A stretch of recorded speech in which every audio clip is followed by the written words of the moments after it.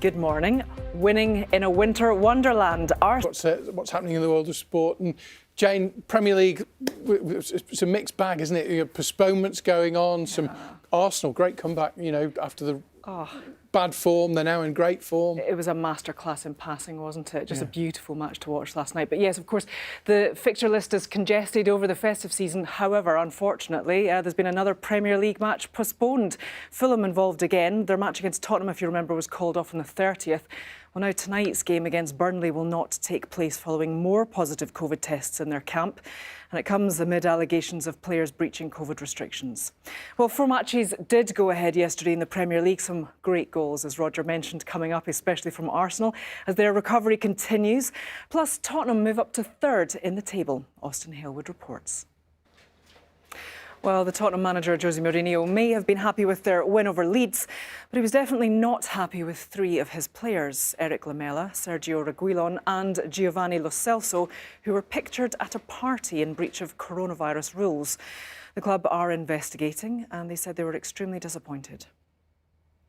In the Scottish Premiership, Rangers and Celtic marked the 50th anniversary of the Ibrox Stadium disaster, which cost 66 fans their lives.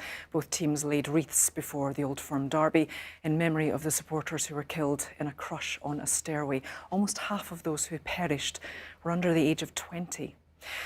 Well, to the match.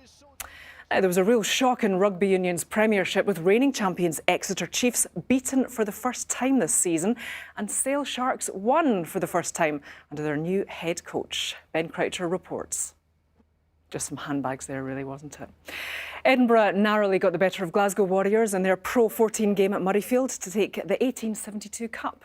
It was Now to the darts, and 2-time world champion Gary the Flying Scotsman Anderson will play Gerwin the Iceman Price in this evening's World Darts Championship final at the Ali Pali. Do you know that first prize in the darts, £500,000? Not and they're bad. still working really hard to try and keep the atmosphere, aren't they? Even though obviously no spectators. Yes, and no alcohol either, with the whole, you know, singing the songs that they all sing with the alcohol. There's more hand gel than an alcohol rub than pints, I'm afraid. Put a lot of effort into the pyrotechnics as well. Yeah, which goes a long way. It looks spectacular. It does. Thank you, Jane. It's just approaching 6:30.